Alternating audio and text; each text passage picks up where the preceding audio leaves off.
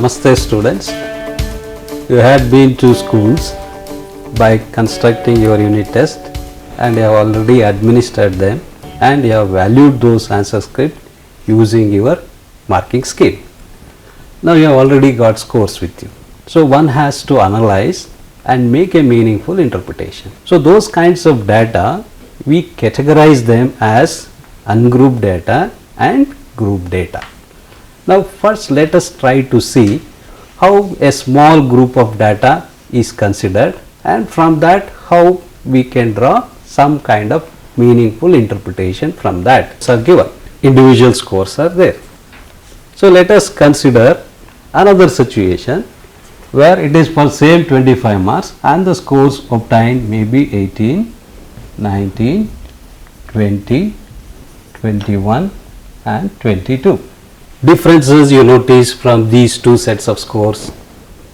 So there are repetitive scores in the first series and non-repetitive scores in the second series. Yes, you are correct. So there is, which is the repetitive score here? 23 and 23. Yes. So in the first series you see that, so 23, this score is repeated thrice. And in the second set of scores you see there is no repetitive scores. So therefore from this, so does these repetitive scores communicate anything to us? Yes, middlemost score. Okay. So this repetitive scores indicates that the set of data that we have got it will center around this particular value. So this nature of doing things we call it as analyzing the data using descriptive statistics. Okay. So I need to describe, as a classroom teacher, after administering a test you get these kinds of raw data. So therefore I can describe these kinds of data using three different measures of measuring it. So first one we call it as measures of central tendency. Second one is the measures of variability and third one is the measures of correlation. So these are the important three measures we can use for describing the given data. Graphical representation of data. So in this session we will try to understand how you are going to use these kinds of statistical analysis to describe your classroom data. Okay. So if it is a small thing, so we call that as ungrouped data. So these are called as ungrouped data where my scores are limited, small in number. So therefore an ungrouped data, if it has got large number of scores within it, we can convert those scores into a group data. Okay. As an example, so we take up this particular numbers. Okay. So we consider the following scores given in a particular test. So consider there are 50 scores which are given below. Okay. 161, 150, 154, 165, 168, 161, 154, 150 and 151. So I have got like this. So I have got 50 students in the given class. Now how do I translate this ungrouped data which is ungrouped into a group data? Following the steps of constructing frequencies distribution table which is shown on your screen, you can construct a frequency distribution table. So let us try to see how a frequency distribution table is developed using these sets of 50 raw scores which are given to us. Now from this particular table, can you make any inferences? Can you draw any conclusion from this table now? Yes sir. We can say that most of the students, the score lies between 162 to 164, which means the middle score is that is there between 162 to 164. Is Diksha Basuraj correct? Yes, sir. What is the reason? Reasons for that? So because the highest frequency is in that class interval. Yes, you are correct. Good. So the frequency is highest in this particular class interval. So therefore, this class interval will contain all the midpoint scores. So it is the central point that this class interval contains. So therefore, I can describe the tendency of each of these scores from the central measure. So it is from this perspective I am able to say that. Now can you say how many frequencies are there below to 14? 21 are there, sir. Below to 14. How do I judge with this below to 14? By looking at the class intervals and the frequencies, It is 10. so total 15. So it becomes 15. Yes.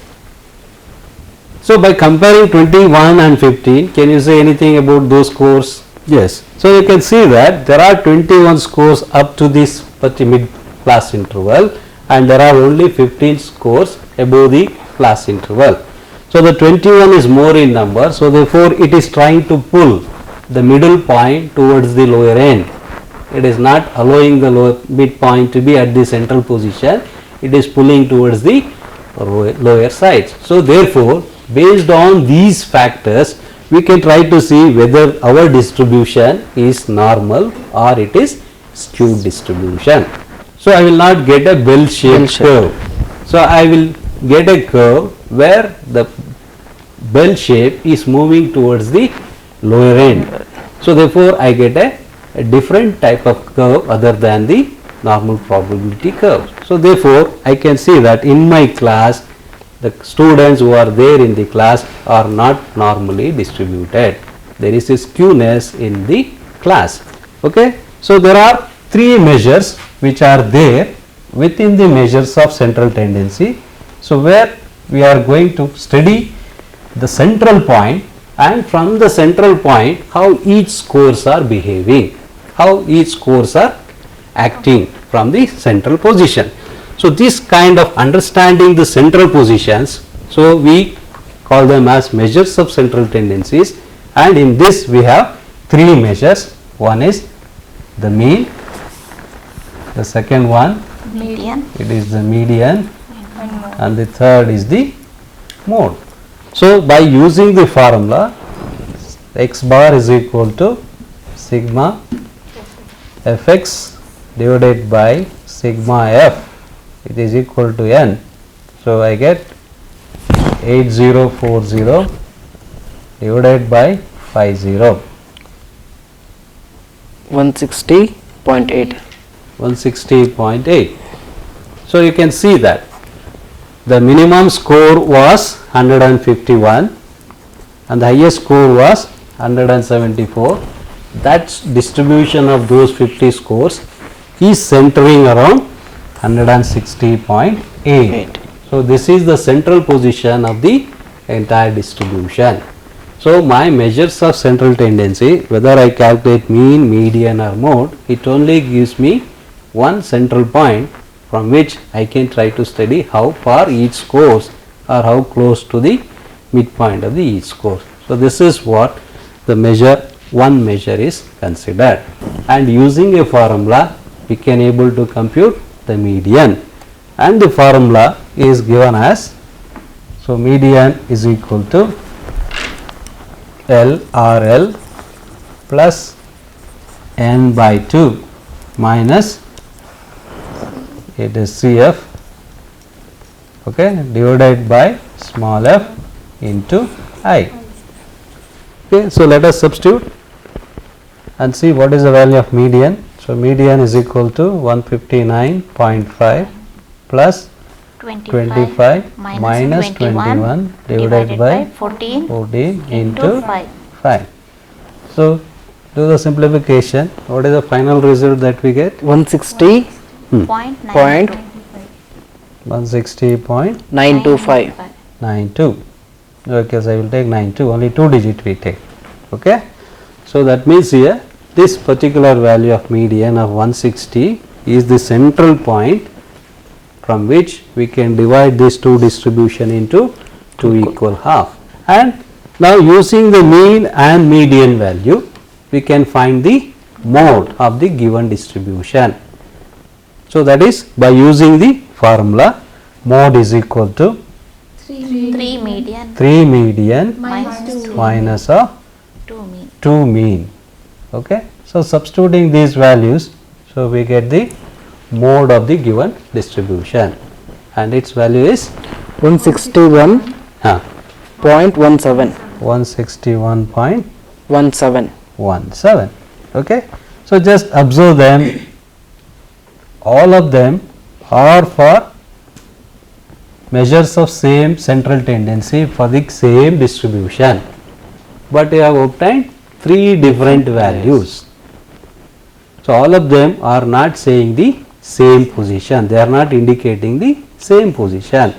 So that also shows that our distribution of people in the class is not normal. So it is a skewed distribution. Are 3 probable ways of getting the results by using the measures of central tendency. Okay. What are those 3 cases? The first case I may get is, okay, the mean value is equal to median value is equal to mode value. If this is the situation, what do I get?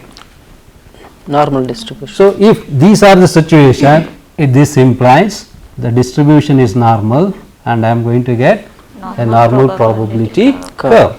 The second situation that I get is the mean value is less than the median value, and this median value is less than the mode value. Now compare this case, mean is 160.8, median is 160.92, mode is 161.17. Now by comparing these value, I get a skewed curve. What is the skewness of this? So this implies I get a positively skewed curve.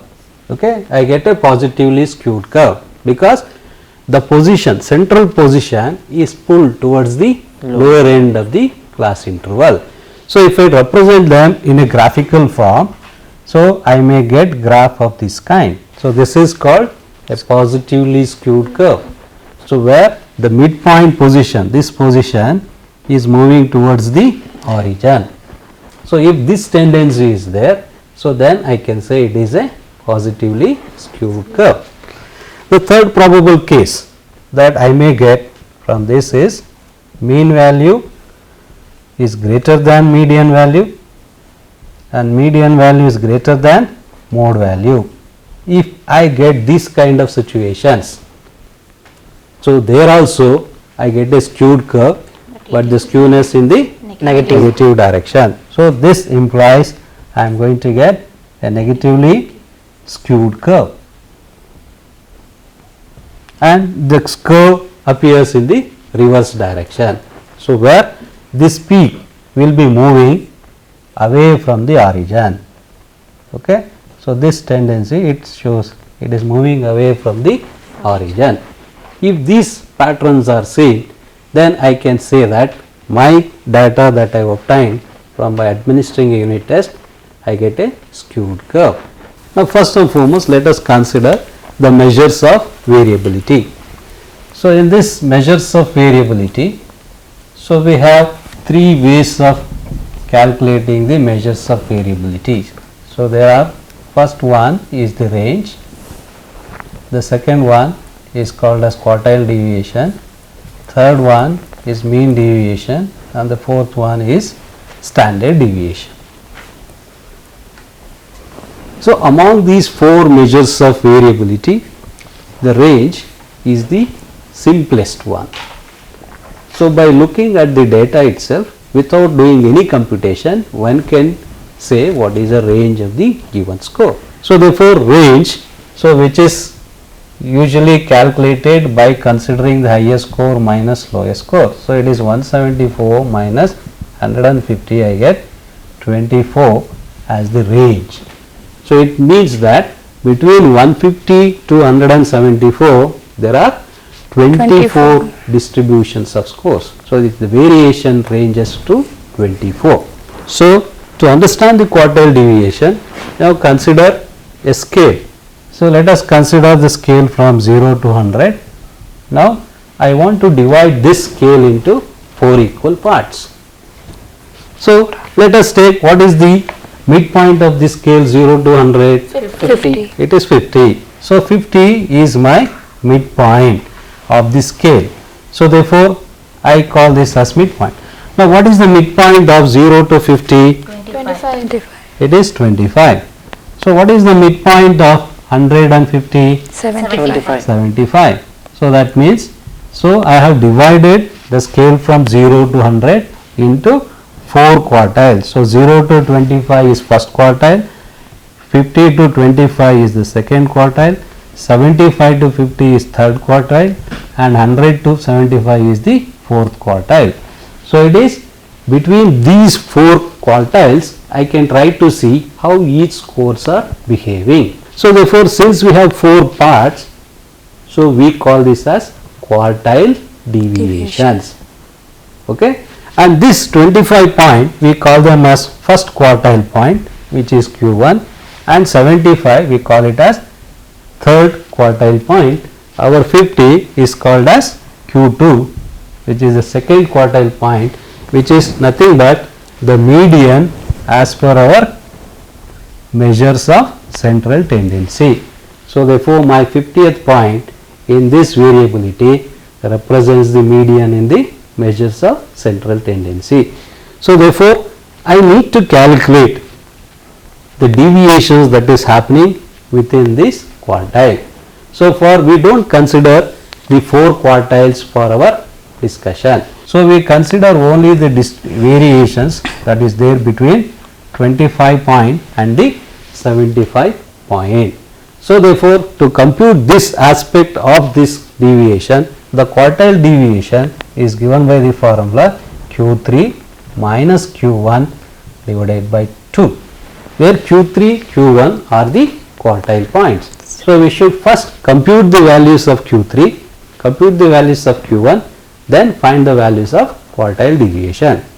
And each of these quartile points are to be calculated on the similar basis by making minor changes with respect to the median formula.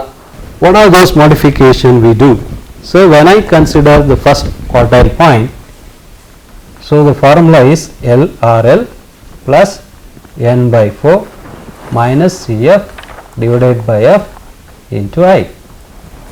So when I compute Q3, the same formula LRL plus 3n by 4 minus cumulative frequency divided by F into I.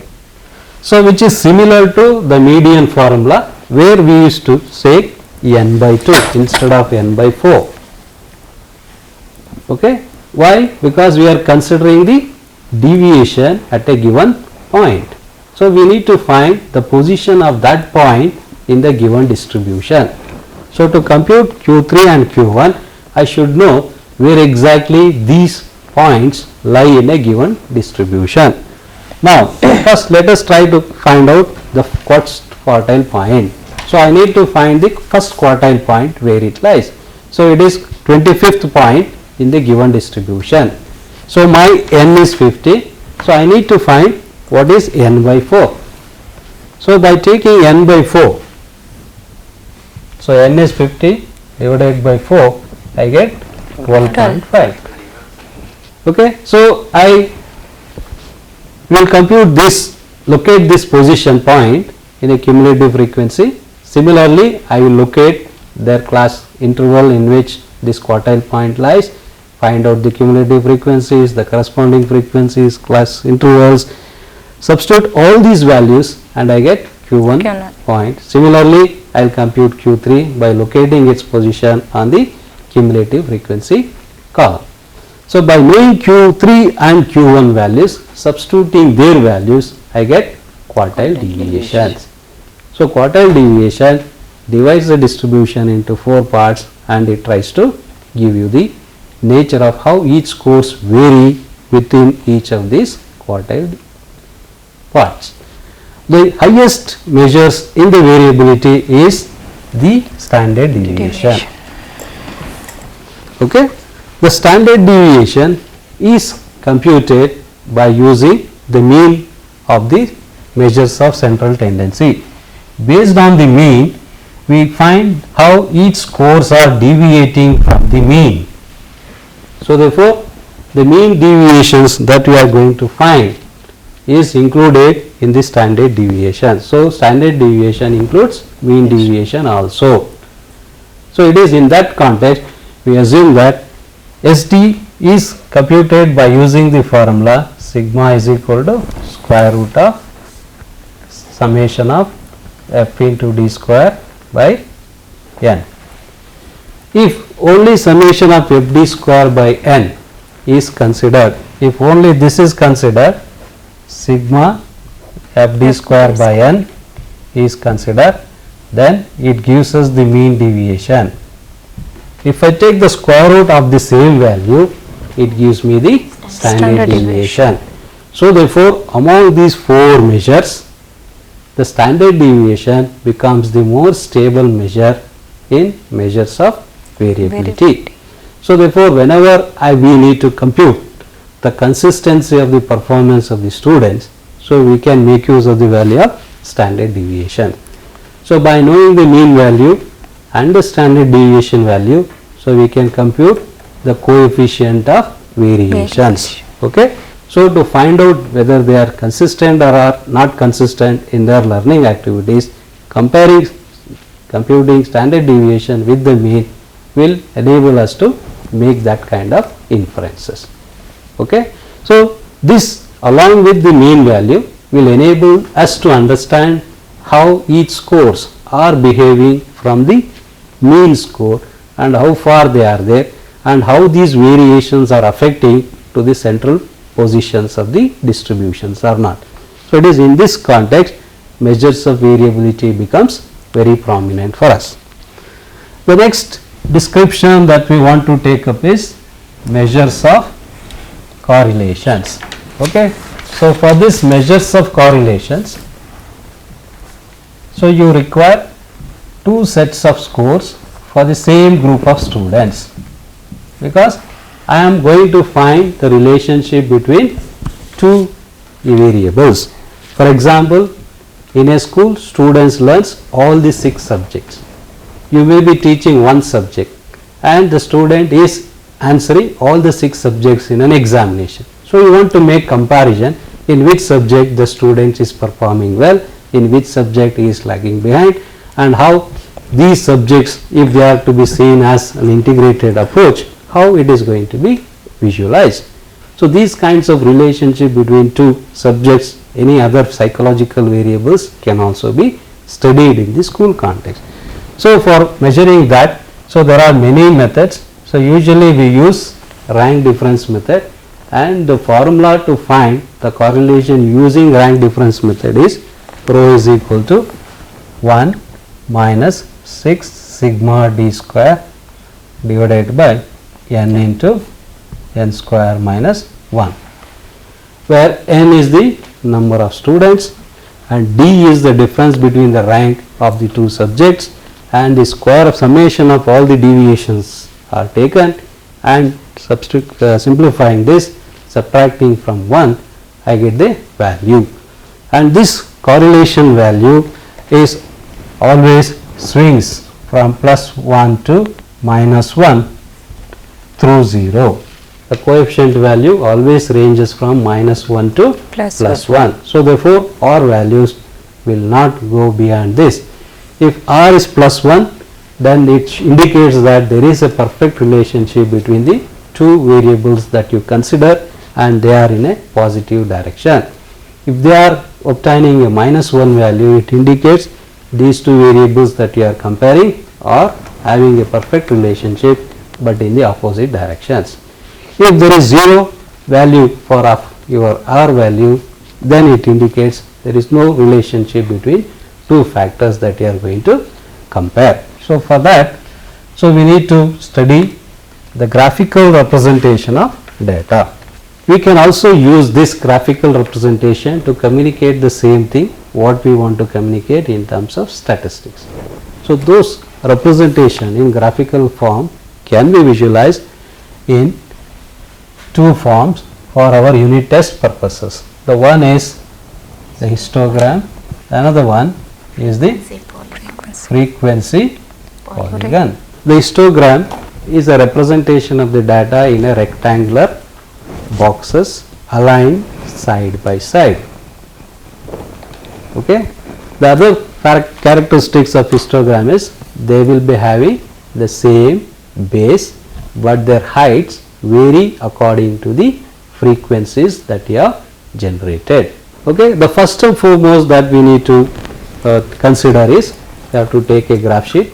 So, I take only this portion of my graph. So, this is my first quadrant, both x axis positive and y is also positive. So, only my first quadrant is considered for representing the graph. So, take class interval along x axis and the frequency f along the Y axis. y axis. So, before plotting I need to decide about the scale that I am considering along the x axis and the y axis. So, I have to write the scale that you are using in the graph. So, 2 centimeter as 1 unit on x axis. So, 1 centimeter I can take it as 1 unit along y axis. So, you take these units on the graph sheet, you mark them. So, at the end you are going to get a graph of this particular kind. Okay. So, when the bars are adjacently arranged and if they are clustered together, we call them as histogram. If there are breaks in between the boxes, then we call them as bar graph. So, they are called as bar graphs. Okay. So, in histogram all the frequencies must be close together. If our frequency is not inclusive, now we will go to the representation of the same data by using the frequency polygon. The midpoint of each class interval. So, we consider the midpoint of each class interval. So, when we are plotting the frequency polygon, the same frequency is you can maintain along the y axis. So, there is no change. The change only is in terms of the point that you consider along the x axis. So, against each of the midpoint of the class interval, you select its corresponding frequency along the y axis and you mark a point. So, in this case my thing is 11. So, I make some point on the graph at the against the frequency 11. Now, you can join these midpoints. Okay, and you can also join the last points to the horizontals. Need not be straight line. So, you can, it is an assumption that there are some previous data, and if I link those referring point, I get a curve of this particular nature. So, the graph that we obtain by plotting the midpoint of each class intervals against their corresponding frequencies, we get a curve. So, under if you close the curve along the x axis, I get a polygon. So, I get a closed figure. If I look at the graph, you will get a closed figure. It occupies a region. So, I am able to find the region covered by this particular curve. So, from this graph itself, one can say which is the highest point in the graph and which is the lowest point in the graph and which is the maximum area covered under which point, which region.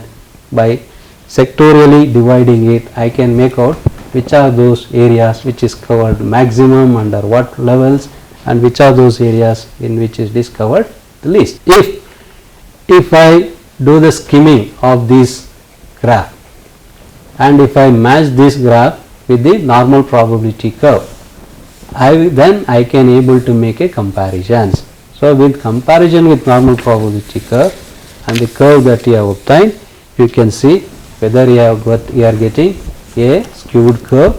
If it is skewed curve, whether it is positive or it is negatively skewed curve. In this session, you have understood the process of computing the measures of variability, measures of correlation, when to be used, and the graphical representation of a data in a meaningful manner. In the next we will be discussing about the how things of this interpretation has to be communicated to the students in a meaningful manner. Thank you. Thank you. Thank you, sir.